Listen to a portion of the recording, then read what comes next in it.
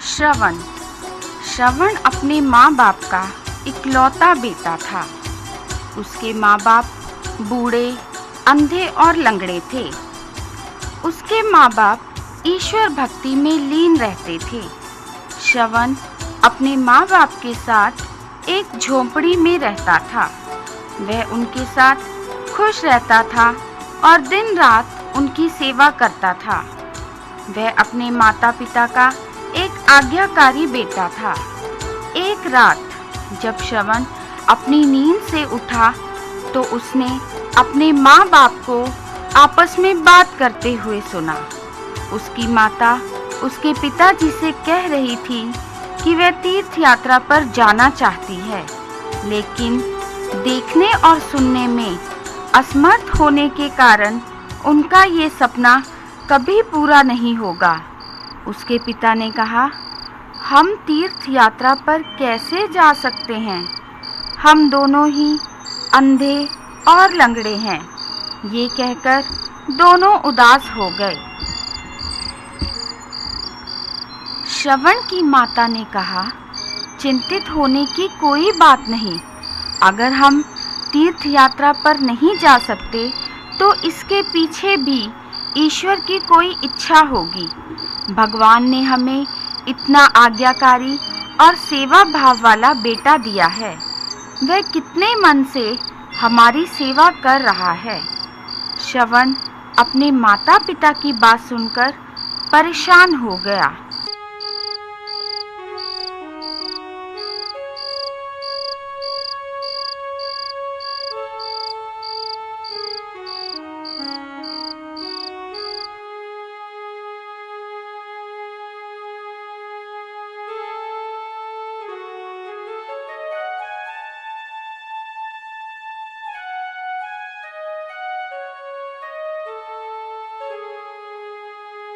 उसने अपने मन में निश्चय किया कि वह अपने माता पिता को तीर्थ यात्रा पर अवश्य लेकर जाएगा। वह बहुत ही समझदार और मेहनती लड़का था।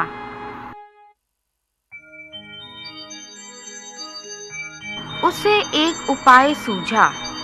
उसने बांस के पेड़ की एक मजबूत शाखा ली और इसके दोनों सिरों पर मजबूत रस्सी की सहायता से दो बड़े आकार की टोकरियां बांधी। उसने अपने माता पिता को टोकरियों में बिठाया और उस वहंगी को अपने कंधे पर उठा लिया। ईश्वर को याद करके उसने अपनी यात्रा शुरू की। वह खेतों, झाड़ियों और जंगलों को पार करता गया। उसने रास्ते में बहुत सी नदियां और खाइयां पार की। वह गांवों और पहाड़ों की चोटियों को पीछे छोड़ता चला गया।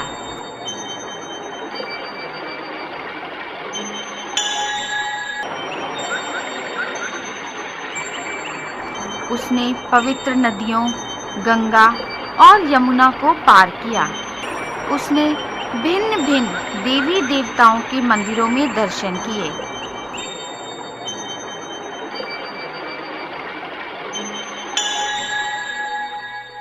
श्रवण ने अपने माता पिता को उन पवित्र नदियों में स्नान कराया। वह उनको स्नान कराने के बाद पोंछता और तैयार करता। वह उनको कई मंदिरों में लेकर गया। उसके लिए उसके माता पिता साक्षात भगवान थे। उसके माता पिता उसके सेवा भाव से बहुत खुश थे। श्रवण भी बहुत उत्साहित होता जब भी वह अपने माता पिता के चेहरों पर खुशी देखता। हर मंदिर में जाने के बाद श्रवण के माता पिता आराम करते। श्रवण उनकी वहंगी को किसी साफ सुथरी जगह पर पेड़ों की छाया के नीचे रख देता। आराम करने के बाद श्रवण तुरंत अपनी वहंगी उठाता और पूरे उत्साह और सेवा भाव से अपनी यात्रा पर चल पड़ता। यात्रा से वापस लौटते समय श्रवण ने फिर से गांवों, नदियों तालाबों, झाड़ियों, जंगलों, चोटियों और पहाड़ों को पार किया। देवी देवताओं के मंदिरों में माथे टेके। उसके माता पिता बहुत खुश थे। वे भगवान का धन्यवाद कर रहे थे जिसने उन्हें इतना आज्ञाकारी और सेवाभावी बेटा दिया। उसके माता पिता ही क्या, रास्ते में मिलने वाले सब लोग उसकी तारीफ कर रहे थे। सब लोगों ने उसके माता पिता को खुशकिस्मत ठहराया जिनको भगवान ने ऐसा पुत्र आशीर्वाद के रूप में दिया है। सब लोग भगवान से यही प्रार्थना कर रहे थे कि भगवान उन्हें भी श्रवण जैसा बेटा दे।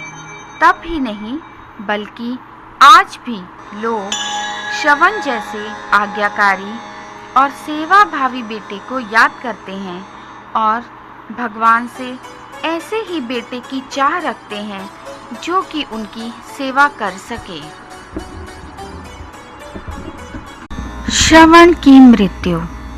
यात्रा के दौरान एक जगह श्रवण अपने माता पिता को लेकर जा रहा था।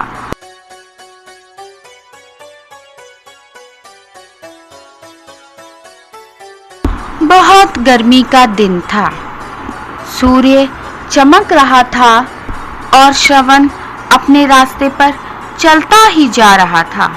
दोपहर में श्रवण के माता पिता को प्यास लगी। श्रवण ने वहंगी को एक छायादार पेड़ के नीचे रख दिया। उसने उस जगह से सूखे पत्ते, घास फूस, कांटे और मिट्टी आदि हटाकर साफ किया और अपने माता पिता को वहां बिठा दिया। घने जंगल के बीचों बीच श्रवण एक लोटा लेकर पानी की तलाश में निकल पड़ा।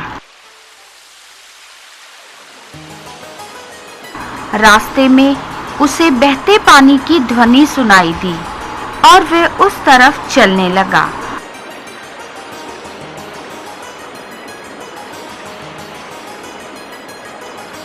कुछ दूरी पर उसे एक सुंदर नदी दिखाई दी।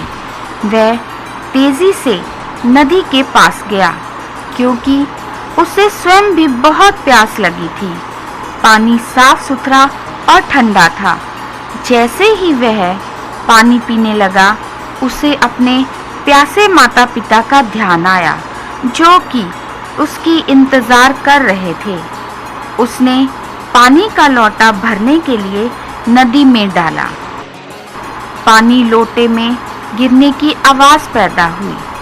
उसी समय अयोध्या के राजा दशरथ जंगल में शिकार के लिए घूम रहे थे। जैसे ही उन्होंने यह आवाज सुनी तो उन्हें लगा कि जैसे कोई जानवर नदी पर पानी पी रहा हो, लेकिन उन्हें कोई जानवर नजर नहीं आया। जब उन्होंने दोबारा से वही आवाज सुनी तो उन्होंने जानवर समझकर उस दिशा में तीर चला दिया। तीर कमान से निकल गया और अनदेखे लक्ष्य पर जा टकराया। तीर श्रवण की छाती में लगा और सारा जंगल श्रवण की पीड़ित चीखों से गूंज उठा। राजा दशरथ कांप उठे और नदी की तरफ भागे। उन्होंने देखा कि श्रवण अपनी छाती में लगे तीर से पीड़ित हो चिल्ला रहा था।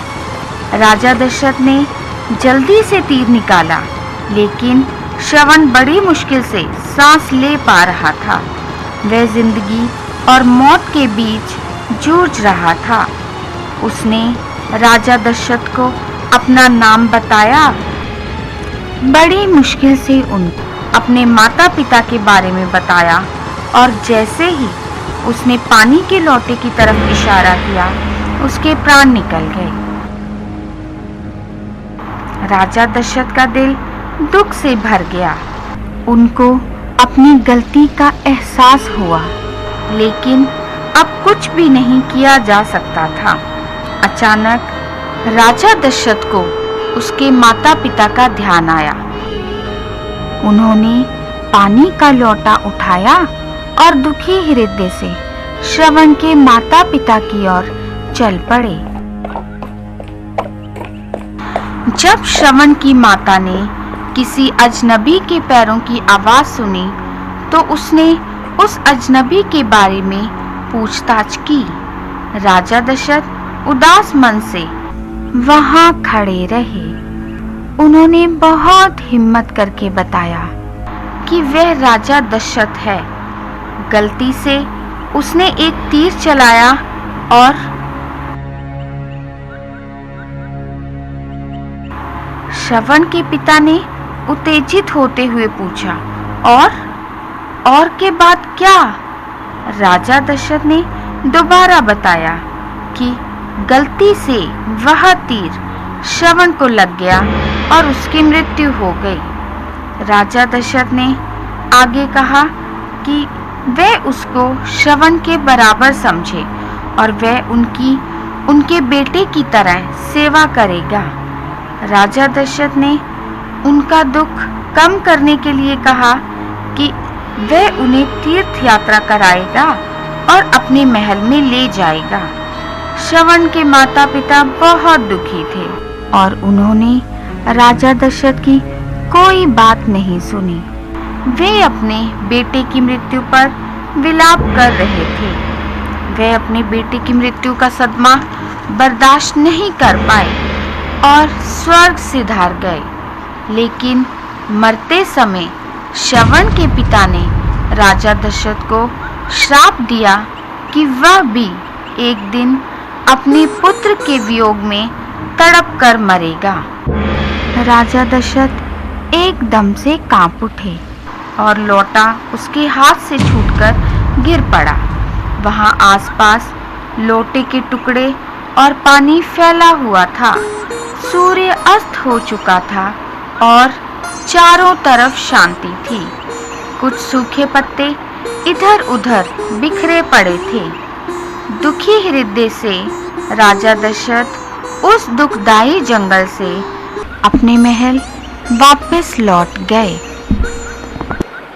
समय बीत गया, लेकिन आज भी माता पिता श्रवण जैसे पुत्र की प्राप्ति की इच्छा रखते हैं, जिसने अपने माता पिता की सेवा और इच्छा पूर्ति के लिए अपने प्राण त्याग दिए।